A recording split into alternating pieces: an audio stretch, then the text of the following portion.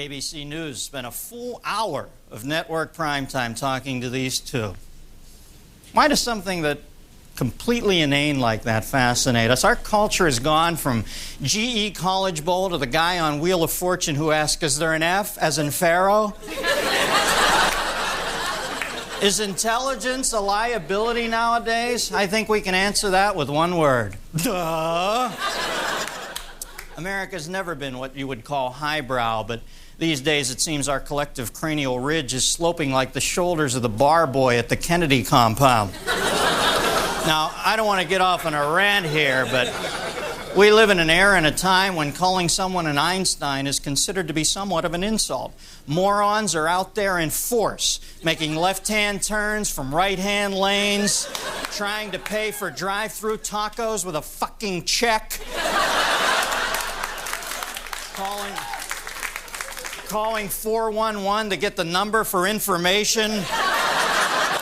And in most of our fine metropoli, the riposte "fuck off" will get you a seat at the local Algonquin round table. What happened? I'll tell you what happened. First and foremost, as a matter of fact, numbers 1, 2, and what comes after 2, we didn't pay enough attention to our education system. We've got to stop paying teachers like the kid who delivers grit. You know,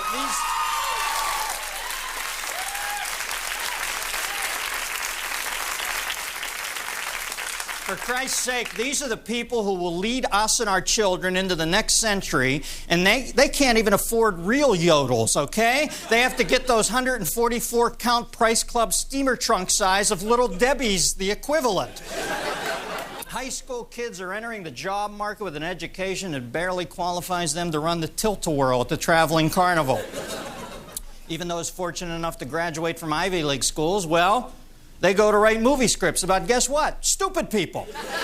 And that brings us to our next reason. Let's face facts. The TV beast ate us whole, quicker than a dog on a dreamsicle, all right? Most talk shows are just bimbo-mercials. Connie Chung actually hosted a network news show for a year. And many sitcoms need 2 longshoremen with a pipe wrench to twist the canned laughter dowel. Bright people whom I really used to respect now stay home to watch Beverly Hills 90210.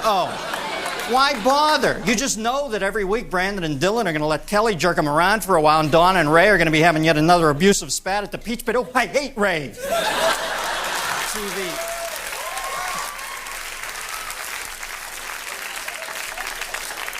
TV producers say Americans enjoy the stupid shit. But hey, it's the same reason Eskimos enjoy blubber. It's the only fucking thing available at the Arctic buffet, okay? Pop culture has turned the brain into the body's new appendix. No real function, and it could quite possibly blow up and kill you. As organs go, you just don't need your brain anymore. As a matter of fact, I'm certain in the very near future, people will go to the hospital, or should I say turn on the hospital channel, and get their brains taken out, just as a precaution. Indeed, in the business of television, brightness can often be taken from you and used as a scimitar to cleave your occupational head off. Our guest tonight, Jon Stewart, ran a pretty tidy and, might I add, pretty intelligent little Keebler tree over there till it was chopped down last week. Now, there are many reasons for the cancellation of a television show. I'm pretty sure John would tell you that the culpability flowchart on the demise of his show read like the genealogy of the kid on the porch in Deliverance. But I'm reasonably sure it had something to do with John's use of words like genealogy, which I think most Americans believe to be when Barbara Eden visits her OB-GYN.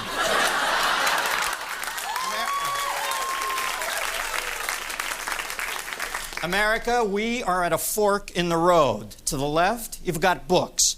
And to the right, the never-ending horizon of the new technology. I myself am taking a hard left, because if they talk you into hanging that Rico, the new technology is only going to make it worse. Now they tell you it's going to make it better, but if you notice, the voice they tell you that in is always the computer-generated one, and it's digitally synthesized, too. That means less expected from us, less striving, less brain work, more stupid, and eventually the king will be the one who just doesn't shit himself. You know, our reliance on technology is making us soft, and if we're not careful, it will only get worse. Scientists estimate by the end of the century, via the means of virtual reality, a man will be able to simulate making love to any woman he wants to through his television set. You know, folks, the day an unemployed iron worker can lay in his Barca lounger with a Foster's in one hand and a channel flicker in the other and fuck Claudia Schiffer for $19.95, it's going to make crack look like Sanka, all right? Of course...